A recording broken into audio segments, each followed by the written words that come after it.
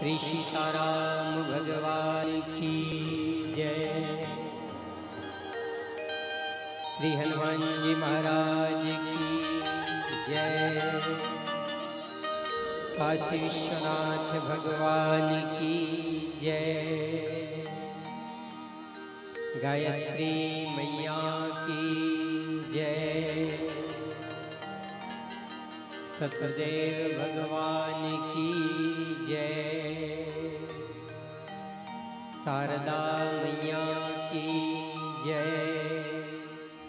शीतला मैया की जय। हेलो हेलो हेलो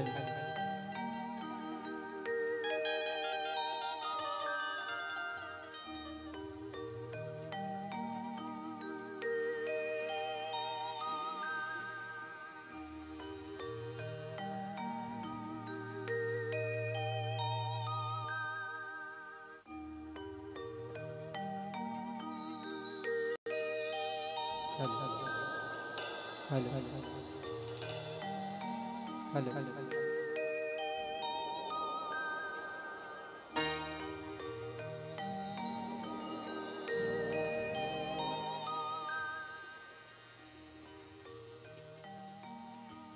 ओम ओम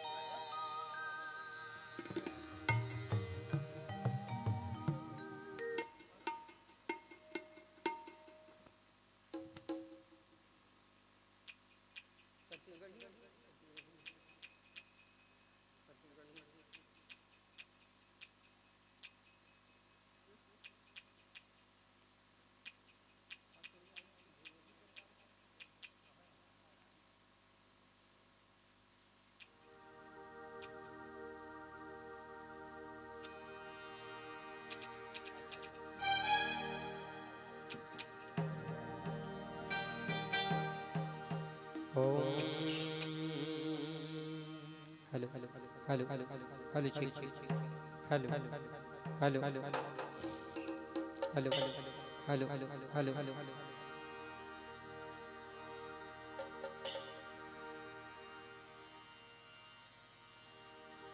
प्रेम से बोलो श्रीमद् भागवत महापुराण की जय।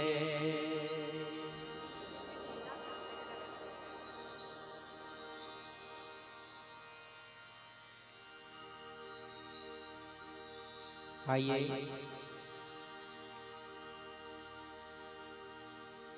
द्विवेदी परिवार के तरफ से इस ग्राम में बहुत ही सुंदर श्रीमद् भागवत ज्ञान यज्ञ का आयोजन रखा गया है। अतएव ग्राम के समस्त भगवत प्रेमी सज्जनों से, माताओं से, प्यारे प्यारे बाल गोपाल एवं मेरे युवा साथियों सभी से निवेदन है, कुछ ही क्षणों में कथा प्रारंभ होने जा रहा है। प्रथम दिवस, अतएव गृह कार्य से निवृत्त होकर भगवत कथा सुनने हेतु आप सभी को भाव भरा आमंत्रण प्रेषित कर रहे हैं। रूपेण संस्थिता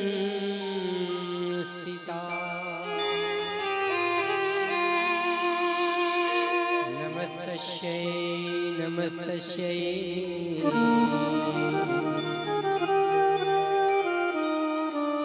नमस्तस्यै नमो नमः।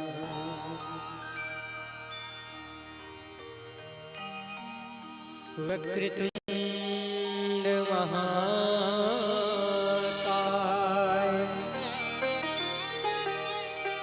सूर्यकोटि समप्रभा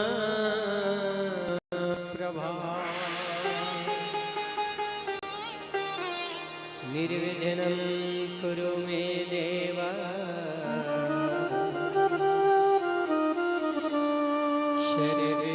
सर्वकार्येषु सर्वदा।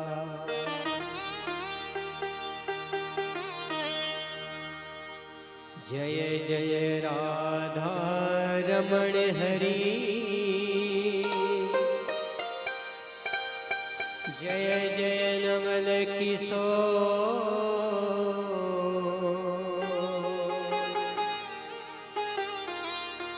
जय गोपी चित चोर प्रभु,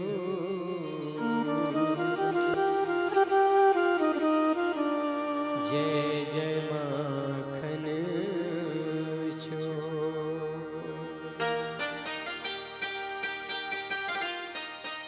राधा मेरी मात है, पिता मेरे Ghanshyam,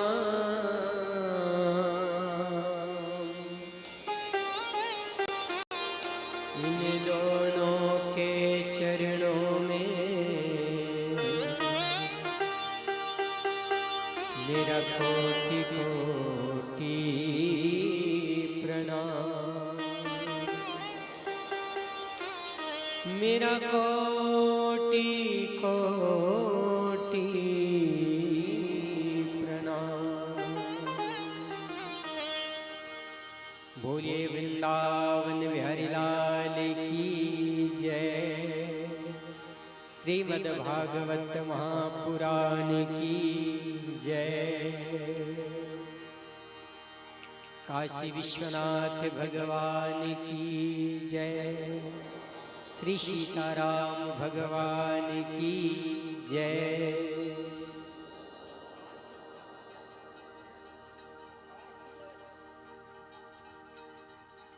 hello hello hello hello hello hello hello hello hello hello hello जी, हेलो हेलो हेलो हेलो।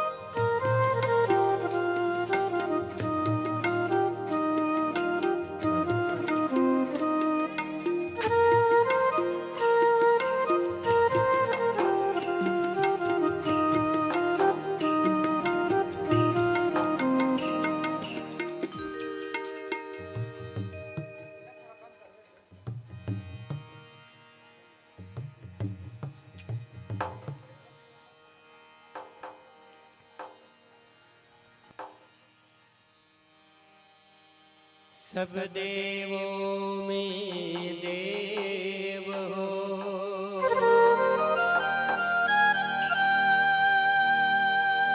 अजीब तुम्हारी वे,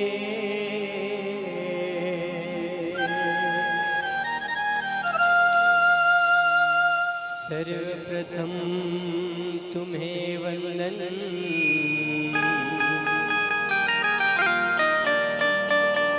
मंगल मूर्ति गणे, मंगल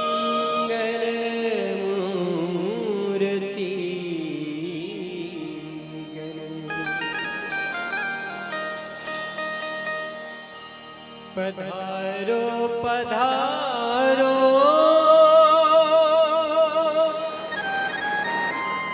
घर में पधारो, घर में पधारो।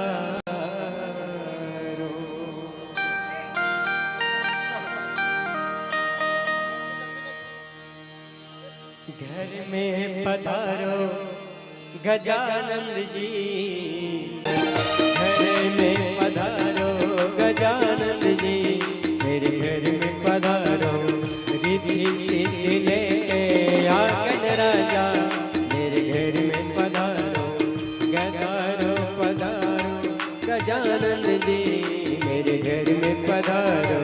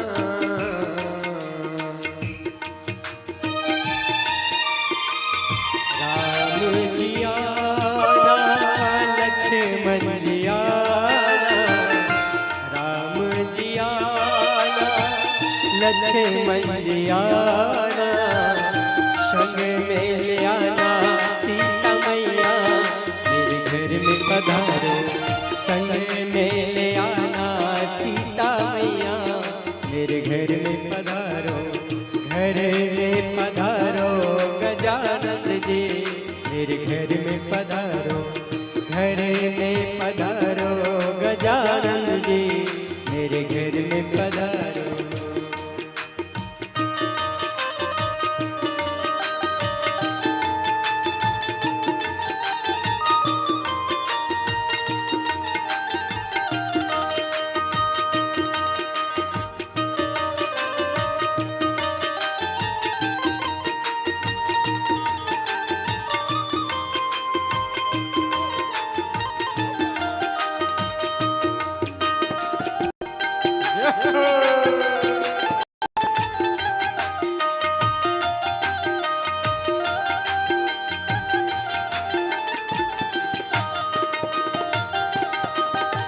लक्ष्मी जी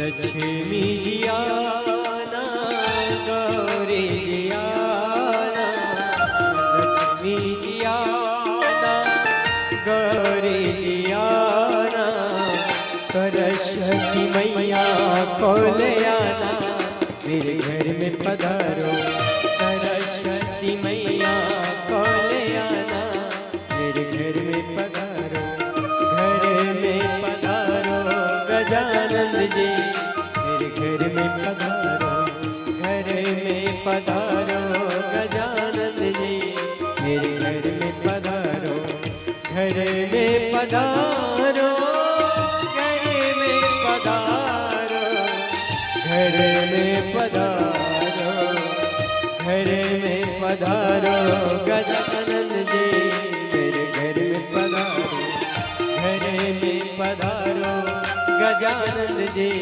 मेरे घर में पधारो, रिद्धि सिद्धि लेके आंगन राजा, मेरे घर में पधारो, घर में पधारो गजानंद जी, मेरे घर में पधारो।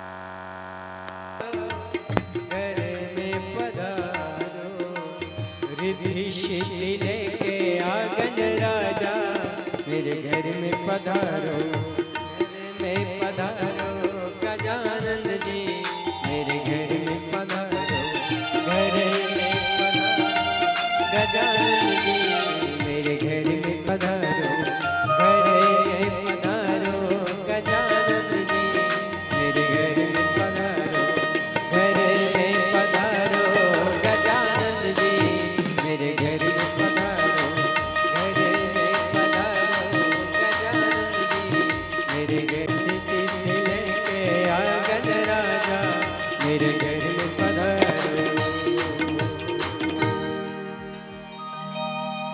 बोलिए गजानंद स्वामी की जय, शारदा मैया की जय, सद्गुरुदेव भगवान की जय। प्रेम से बोलो व्यास।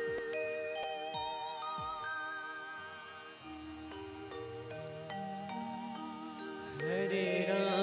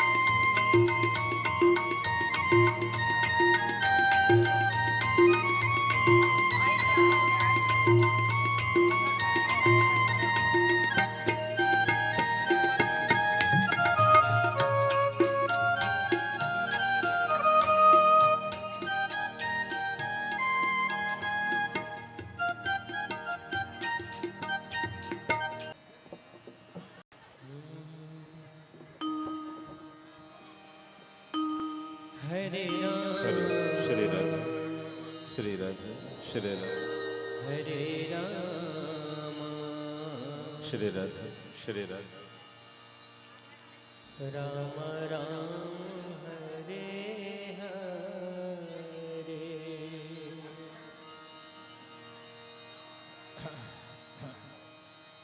श्री राधे श्री राधे श्री राधे हरि ओम हरि ओम श्री राधे श्री राधे श्री राधे श्री राधे।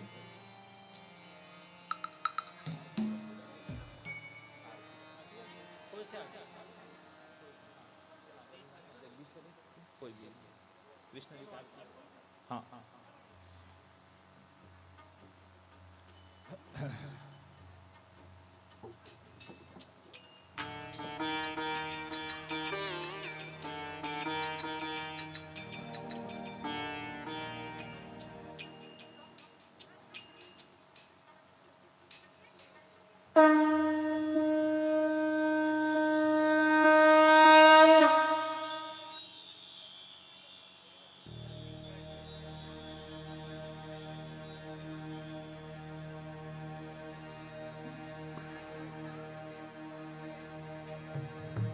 प्रेम से बोलो वृंदावन वृंदावन बिहारी लाल की जय। अपने स्थान पर खड़े हो जाइए। भागवत भगवान की आरती के साथ कथा का श्री गणेश। आइए मिलकर बड़े ध्यान से भावपूर्ण भागवत भगवान की आरती कर कर जोर के श्यामा तेरी आरती कन्हैया तेरी आरती सारा संसार करेगा कर जोड़ के श्यामा तेरी आरती कन्हैया तेरी आरती सारा संसार करेगा कर जोड़ श्यामा तेरी आरती कन्हैया तेरी आरती सारा संसार करेगा कर जोड़ के शीश पे सोना मुकुट विराजे शीश पे सोना मुकुट विराजे गले में जनती माला साजे गले में जनती माला साजे और फुलने की हमारी आया हूँ प्रभु शरण तिहारी आया हूँ प्रभु शरण तिहारी रखियो लाज हमार करेगा कर जोर के श्यामा तेरी आरती कन्हैया तेरी आरती सारा संसार करेगा कर जोड़ के श्यामा तेरी आरती कन्हैया तेरी आरती सारा संसार करेगा कर जोड़ के श्यामा तेरी आरती कन्हैया तेरी आरती सारा संसार करेगा कर जोड़ के अपने चरण की मिट्टी लीजियो अपने चरण की लीजियो अपने चरण में मुझे रख लीजियो अपने चरण में मुझे रख लीजियो अपने चरण की मिट्टी लीजियो अपने चरण की मिट्टी लीजियो अपने मुझे रख लीजियो अपने चरण में मोहे रख लीजियो करो भव सागर पार करेगा कर जोड़ श्यामा तेरी आरती कन्हैया तेरी आरती सारा संसार करेगा कर जोड़ के श्यामा तेरी आरती कन्हैया तेरी आरती सारा संसार करेगा कर जोड़ के श्यामा तेरी आरती कन्हैया तेरी आरती सारा संसार करेगा कर जोड़ के सारा कपूर जला कपूर जला ओम कर्पूर गौरम करुणावतारम संसार सारम भुजगेन्द्रहारम सदा वसन्तं हृदयारविन्दे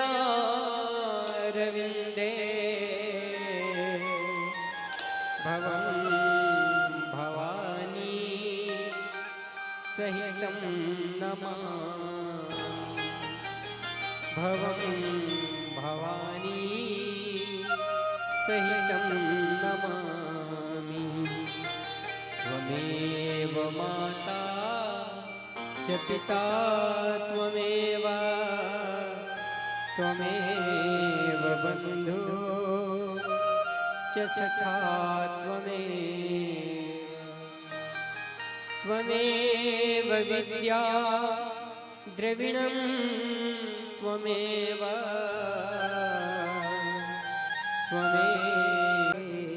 पदे प्रदक्षिणां पदे पदे प्रदक्षिणां पदे पदे। पुष्पांजलि के लिए हाथ में अक्षत और पुष्प रखेंगे। थाल नीचे।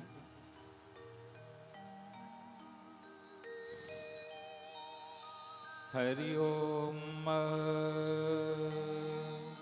ओम जज्ञेन यज्ञमय जन्त देवास्तानि धर्माणि प्रथमान्यासन्न तेहनाकं महिमानः सचन्द्र यत्र पूर्वे साध्या सन्ति देवा। ओम राजाधिराजाय प्रसह्यसाहिने नमो वयं वैश्रवणाय कुर्महे समीकामान् कामकामायं मह्यं कामेश्वरो वैश्रवणो ददातु। कुबेराय वैश्रवणाय महाराजाय नमः। मंत्रहीनं क्रियाहीनं भक्तिहीनं सुरेश्वर यत्पूजितं मया देव परिपूर्णं तदस्तु मे। आवाहनं न जानामि तवार्चनं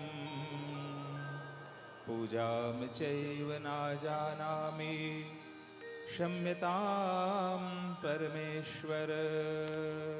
ओम सर्वे भवन्तु सुखिनः सर्वे सन्तु निरामया सर्वे भद्राणि पश्यन्तु मा कश्चित् दुःखभाग् भवेत्। नानासुगन्धिपुष्पाणि यथा कालोद्भवानि च पुष्पाञ्जलिर्मया दत्तो गृहाण परमेश्वर। मंत्र पुष्पांजलिं समर्पयामि। बोलिए वृंदावन बिहारी लाल की जय। श्रीमद्भागवत महापुराण की जय। आवाहित देवी देवताओं की जय। ग्राम के समस्त देवी देवताओं की जय। गायत्री माता की जय। पूज्य गुरुदेव भगवान की जय। वंदनीय माता जी की जय। श्री जगन्नाथ भगवान की जय। श्री काशी विश्वनाथ भगवान की जय। श्री हनुमान जी महाराज की जय। अपने अपने माता पिता गुरु गोविंद की जय। नमः पार्वती पते हर हर हर महादेव।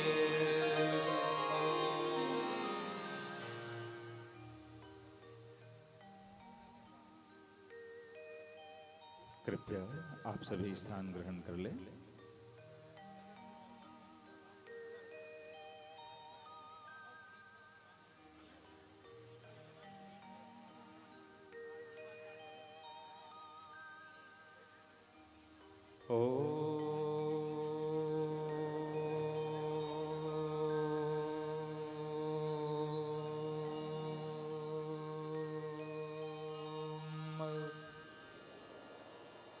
गुरुर्ब्रह्मा गुरुर्विष्णु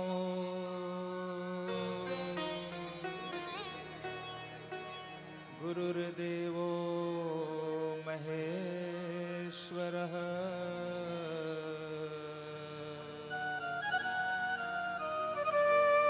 गुरुः साक्षात् परब्रह्म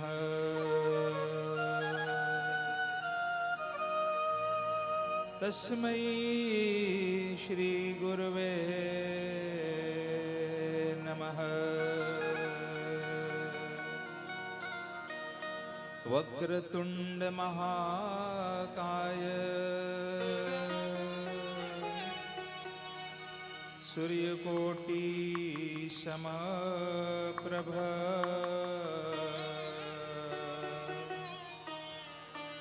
निर्विघ्नं कुरु मे देव सर्वकार्येषु सर्वदा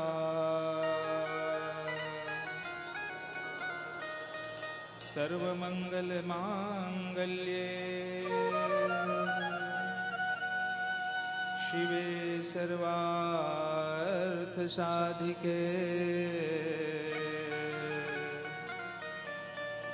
शरण्ये त्र्यंबके गौरी नारायणी नमस्तुते।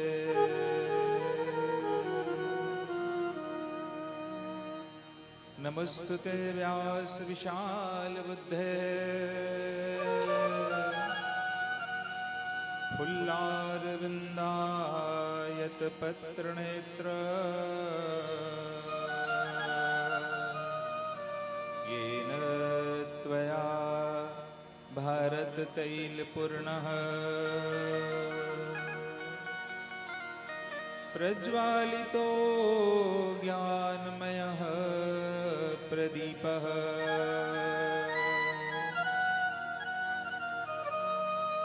नारायणं नमस्कृत्यं नरं चैव नरोत्तमं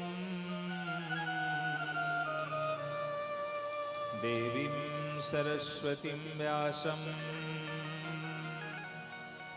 ततो जयमुदीरये। वसुदेवसुतं देवं कंसचाणूरमर्दनं देवकी परमानन्दं कृष्णं वन्दे जगद्गुरुं नीलाम्बुजश्यामलकोमलाङ्गं सीताशमारोपितवामभागम् पर्णो महासायक चारुचापं नमामि रामं रघुवंशनाथम् अतुलितबलधामं हेमशैलाभदेहम् धनुजवनकृशाणुं ज्ञानिनामग्रगण्यम् शकलगुणनिधानं वानराणामधीशम् रघुपतिप्रियभक्तं वातजातं नमामि। व्यास जी के पद कमल बारंबार मनाए, गुण गाओ श्री कृष्ण के हनुमत हो सहाय। लेत सदा सुधि दीन की सहज दया के धाम।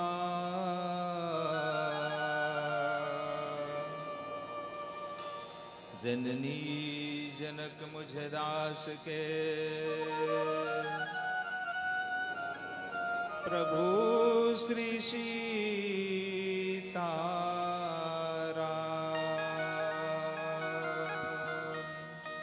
ओम हरिये नमः, ओम हरिये नमः, ओम हरिये नमः।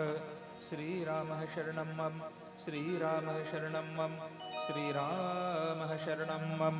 बोलिए वृंदावन बिहारी लाल की जय। श्रीमद्भागवत महापुराण की जय। श्री व्यास भगवान की जय। पूज्य गुरुदेव भगवान की जय। आवाहित देवी देवताओं की जय। ग्राम के समस्त देवी देवताओं की जय।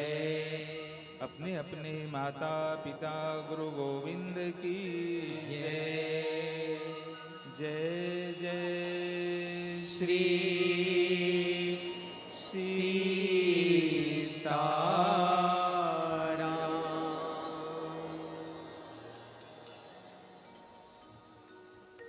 भागवत महापुराण के इस पवित्र प्रांगण में विराजमान समस्त धर्मानुरागी, धर्म प्रेमी, अध्यात्म प्रेमी सज्जनों, श्रद्धामयी, करुणामयी, वात्सल्यमयी देवी स्वरूपा, धैर्य एवं सहनशीलता की साकार मूर्ति मेरी माताएं बहनें, मेरे प्यारे प्यारे बाल गोपाल, मेरे भारत के नव निर्माता, मेरे युवा मित्र, समस्त ग्रामवासी पांडुका, समस्त द्विवेदी परिवार, आए हुए समस्त अतिथिगण, आप सबों के अंतरतम में निवास करने वाले पूर्ण परात्पर ब्रह्म सच्चिदानंद घन स्वरूप अखिल विश्व ब्रह्मांड नायक अकारण करुण करुणावरणालय भगवान श्री कृष्णचंद्र जी को मुझ बालक की ओर से, इस दास की ओर से व्यासपीठ से सादर प्रणाम। आइए द्विवेदी परिवार के शुभ संकल्पों से इस पुनीत प्रांगण में श्रीमद् भागवत महापुराण की जो कथा आयोजित की गई है, समस्त द्विवेदी परिवार को, अपने परिजनों को धन्यवाद देते हुए, साधुवाद देते हुए, जिस हेतु यह ज्ञान यज्ञ की कथा आयोजित की गई है, परम सम्माननीय शाकिर धाम निवासी पूज्य बाबूजी श्री पूरन लाल द्विवेदी की पुण्य स्मृति में समस्त पूर्वजों के उद्धार के लिए यह ज्ञान यज्ञ समस्त द्विवेदी परिवार की ओर से आयोजित की गई है। इस ज्ञान यज्ञ को आयोजित करने के लिए श्रीमती सरजा द्विवेदी, श्रीमती सरजा द्विवेदी, श्रीमती राधिका द्विवेदी, परम सम्मानीय श्री दिनेंद्र प्रसाद द्विवेदी, इस परिवार से सम्मानीय श्री सेवक प्रसाद द्विवेदी जी, श्रीमती मंजुषा द्विवेदी जी, परम सम्मानीय श्री दिनेश कुमार द्विवेदी जी, श्रीमती रूपा देवी द्विवेदी जी, श्री लोकेंद्र कुमार द्विवेदी, श्रीमती मोनिका द्विवेदी, श्री खिलेश्वर प्रसाद द्विवेदी जी, श्री ओम प्रकाश द्विवेदी जी, और इस कार्यक्रम को प्रेरणा देने वाले श्रीमती पूजा द्विवेदी, श्री जयप्रकाश द्विवेदी जी, समस्त परिजन जिनमें श्रीमती सावित्री देवी पांडे, साकेत धाम निवासी श्री विजय पांडे जी, श्रीमती कौशल्या तिवारी जी, सम्मानीय श्री रुद्रनारायण तिवारी, श्रीमती संतोषी देवी तिवारी, श्री कुमार तिवारी जी, श्रीमती पद्मा देवी अवस्थी, श्रीमती नीता शर्मा, श्री पवन कुमार शर्मा, इनके साथ साथ समस्त इस परिवार के प्यारे प्यारे बाल गोपाल, जिनमें धात्री, दिशा, रानी, आर्यन, ईशु, प्रयाग, गुनगुन, छुनछुन, राम, कान्हा, विवाद, शिवाय एवं समस्त द्विवेदी परिवार, आप सबों ने अथक परिश्रम करके इस ज्ञान यज्ञ को आयोजित की है। समस्त द्विवेदी परिवार को, अपने परिजनों को धन्यवाद देते हुए, बुजुर्गों को व्यासपीठ से सम्मान निवेदन करते हुए, समस्त पूर्वजों को प्रणाम करते हुए आइए कथा आरंभ हो। इससे पहले सत्संग की परंपरा अनुसार भगवान के नाम संकीर्तन करते हैं। यद्यपि भगवान की जो कथा आयोजित होती है उसमें निसंदेह कहीं न कहीं पूर्वजों का आशीर्वाद होता है। बिना पूर्वजों के आशीर्वाद से, परिजनों के सहयोग से, भगवान की असीम कृपा से ही कोई ज्ञान यज्ञ आयोजित होता है। निसंदेह इस परिवार पर समस्त पूर्वजों का शुभाशीष है। भगवान श्री कृष्ण चंद्र जी की महती अनुकंपा है, समस्त परिजनों का सहयोग है। आप सबों ने एकजुट होकर इस ज्ञान यज्ञ को आयोजित की है। निसंदेह धन कमा लेना बड़ी बात नहीं है, किंतु उस धन का सदुपयोग करना बड़ी बात है। सुत दारा अरु लक्ष्मी पापी के भी घर होए, संत समागम हरि कथा जग में दुर्लभ होए।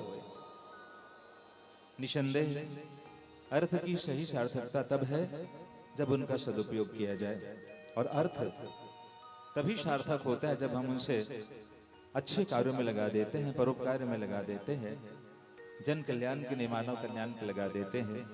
इसी हेतु इस लक्ष्य को केंद्र में रखकर समस्त द्विवेदी परिवार ने इस ज्ञान यज्ञ की गंगा को प्रवाहित की है।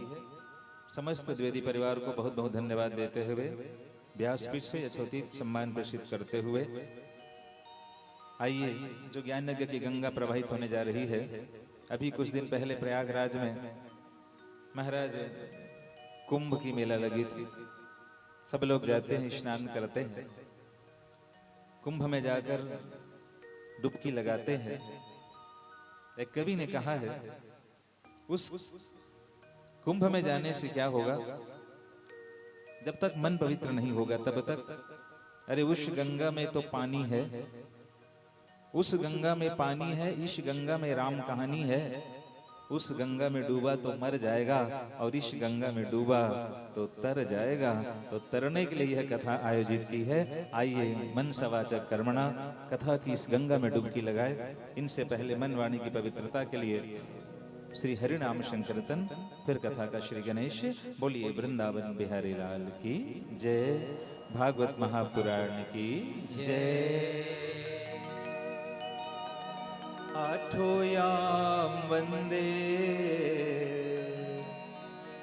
प्रभु का नाम गाओ, आठोयाम वंदे प्रभु का नाम गाओ। आठोयाम वंदे प्रभु का नाम गाओ, आठोयाम वंदे प्रभु का नाम गाओ।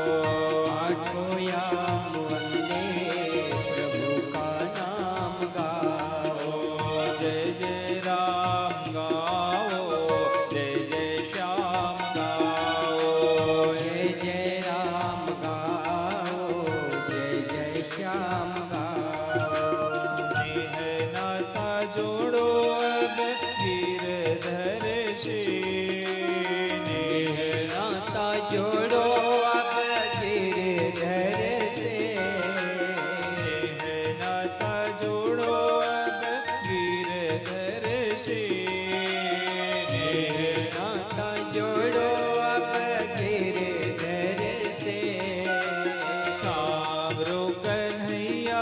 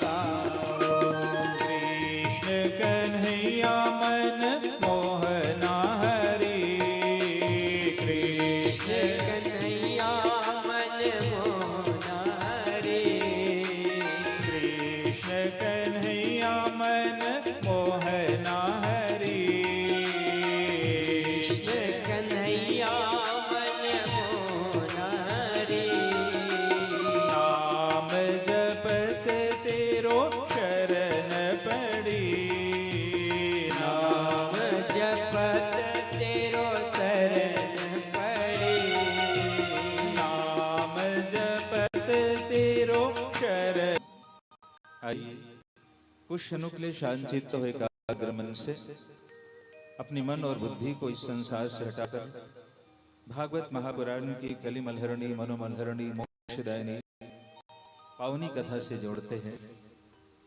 हमारे देश में बहुत सारे तीर्थ हैं और जिस तीर्थ की ज्यादा चर्चा पुराणों में की गई है उस तीर्थ का नाम है नैमिषारण्य। इसी नैमिषारण्य में सूत जी महाराज बड़े आनंद के साथ बैठे हुए थे। शौनक के पास गए, बोले कि महाराज हमें भगवान की अब ऐसी कथा श्रवण कराए जिस कथा को सुनने के पश्चात मनुष्य मोक्ष को प्राप्त कर ले, संसार के आवागमन से मुक्त हो जाए। महाराज अब वो हम कथा सुनना चाहते हैं। तो सूत जी ने कहा, ऋषियों, अगर संसार के आवागमन से मुक्त होना चाहते हो, मोक्ष प्राप्त करना चाहते हो और वो कथा तुम सुनना चाहते हो, तो बोले वो श्रीमद् भागवत महापुराण की कथा है, जिसको महाराज सूत जी वर्णन करते हुए बोले क्या, कथा सारम मम कर्ण रसायनम।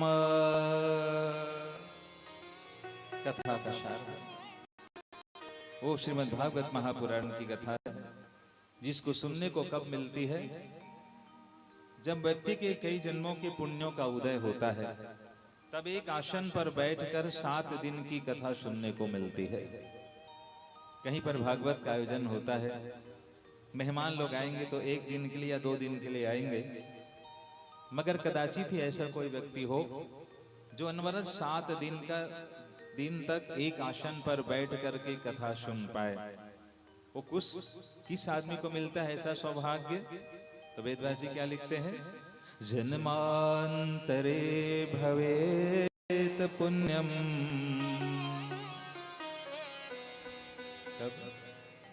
जब आदमी के कई जन्मों के जन्मांतरों के पुण्यों का उदय होता है, जन्मांतरे भवेत पुण्यम तदा भागवतम लभेत। जब मनुष्य के कई जन्मों के पुण्यों का उदय होता है, तभी एक आसन पर बैठकर 7 दिन की भागवत की कथा सुनने को मिलती है। अगर आप वो भाग्यशाली व्यक्ति हैं, एक आसन पर बैठकर नियम संयम का पालन करते हुए अगर कहीं भागवत की कथा सुनी जाए तो महाराज मोक्ष मिलता है। और महाराज सूत जी कथा आरंभ करते हुए बोले क्या, एकदा देवर्षि, कौन? देवर्षि नारद। एक बार संतों का काम क्या है? भ्रमण करना और जीव को भगवान से मिला देना। एक बार देवर्षि नारद भ्रमण करते हुए कहाँ गए? नारायण नारायण नारायण नारायण बद्रिका आश्रम नारद जी पहुंचे। जैसे नारद जी बद्रिका आश्रम पहुंचते हैं, भ्रमण करते करते नारद जी के और 4 भाई हैं। नारद जी अकेले नहीं है, उनके और 4 भाई। कौन कौन? शक, सनंदन, सनातन और सनत कुमार। चारों भाइयों से मुलाकात हो गई। नारद ने चारों भाइयों को देखा और भाई भाई जब मिलते हैं महाराज आनंद की अनुभूति होती है। आज नारद को देख करके और चारों संकादिकों को देख करके दोनों एक दूसरे को देखकर पुलकित हो जाते हैं। लेकिन नारद जी को देखकर चारों भाइयों ने पूछा, नारद क्या बात है? हमेशा हरि गुण गाने वाले, बीना बजाने वाले, आज नारद जी के चेहरे पर उदासी का भाव दिखाई दे रहा है। आज नारद जी का चेहरा उतरा हुआ है। नारद ने कहा, भैया मैं क्या बताऊं, मैं संपूर्ण तीर्थों को मैंने भ्रमण किया है भारत के, लेकिन महाराज मुझको कहीं पर शांति और संतोष नहीं मिली है। कुतस्चिंता तुरो भवान। बोले भाई आपकी चिंता का कारण क्या है? तब नारद जी ने कहा, मैं यहां पर प्रयागराज गया, पुष्कर गया, द्वारिका गया, कुरुक्षेत्र गए, रंगनाथ गया, गोदावरी के तट पर गया, मगर कहीं भी मुझको शांति और संतोष नहीं मिले। मैंने तो पुराणों में ये पढ़ा है, क्या गायंती देवा कील गीत कानी। जिस भूमि की वंदना देवता लोग करते हैं वो कौन सी भूमि है? भारत भूमि है। गायंती देवा कील गीत कानी, धन्यास्तु ये भारत भूमि भागे। जिस भारत की वंदना देवता लोग करते हैं, भारत में जन्म लेने के लिए देवता लोग तरसते हैं। महाराज मैं उस भारत की इस पावन धरा पर आया। पावन है मेरे देश की धरती, मेरा देश महान है। देश हमारा कैसा? पावन है मेरे देश की धरती, मेरा देश महान है। इनके ही चरणों पर आकर राम कृष्ण भगवान है। जो यहीं पर आए, और भगवान राम भी यहाँ पर आए, कृष्ण जी भी यहाँ पर आए। जहाँ सवेरा शंख बजाता, लोरी गाती शाम। कैसा है हमारा देश? जहाँ सवेरा शंख बजाता, लोरी गाती शाम। मेरे देश की धरती तुमको बारंबार प्रणाम, बारंबार प्रणाम। तुझ में खेले गौतम गांधी राम कृष्ण भगवान। मेरे छत्तीसगढ़ की भूमि तुमको बारंबार प्रणाम, बारंबार प्रणाम। नारद ने कहा मैं भारत भूमि पर गया, जहां पर देवता लोग जन्म लेने के लिए तरसते हैं भैया।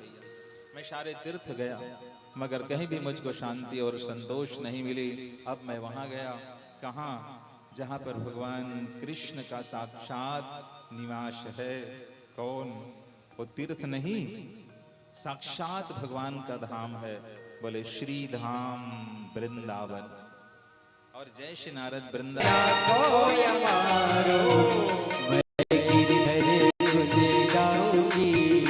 चाहे राखो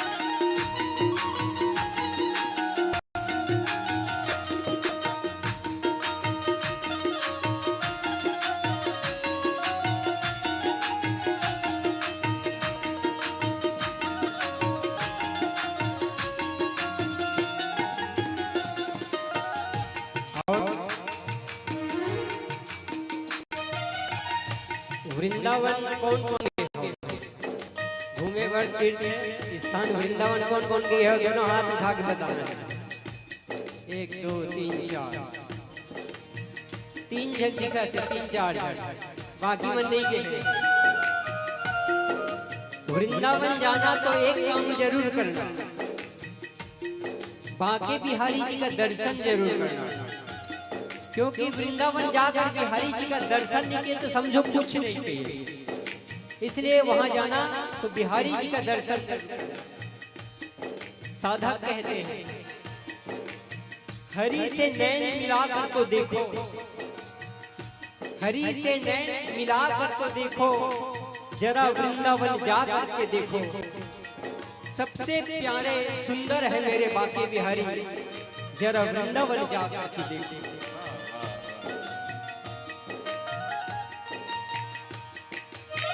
वृंदावन में बांके बिहारी, वृंदावन में बांके बिहारी, वृंदावन में बांके बिहारी। वृंदावन में बाग बिहारी, उनसे मैं नयन लड़ाऊंगी, चाहे राखो यमारो, उनसे मैं नयन लड़ाऊंगी, चाहे राखो यमारो। मैं वृंदावन जाऊंगी, चाहे राखो यमारो, मैं वृंदावन जाऊंगी, चाहे राखो यमारो।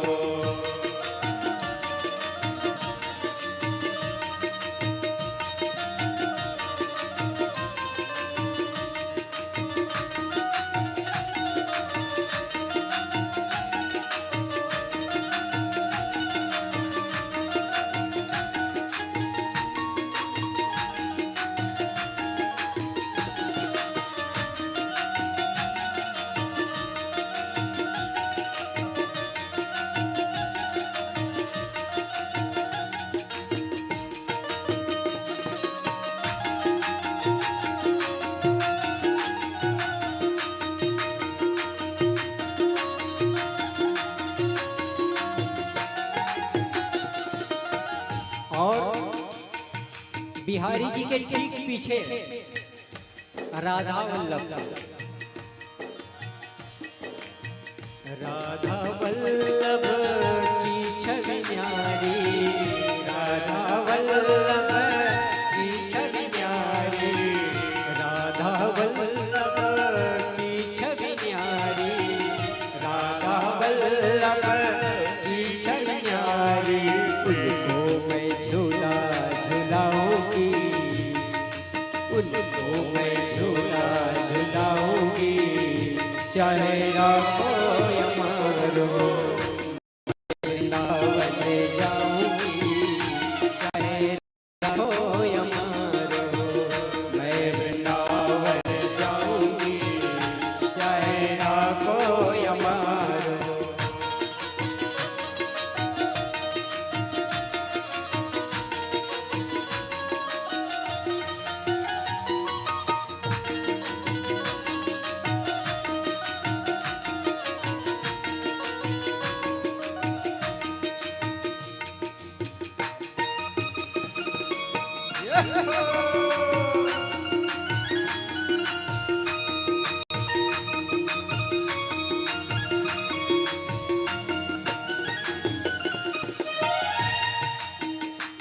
साधक कहते हैं छोड़ फिकर दुनिया की चलो वृंदावन चलते हैं, छोड़ फिकर दुनिया की चलो वृंदावन चलते हैं।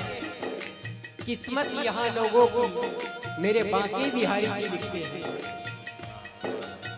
वास्तव में कोई तो बात है वृंदावन में, वहाँ जाने वाला भी रोता है, वहाँ ना जा पाने वाला भी रोता है, और वहाँ से वापिस आने वाला भी रोता है।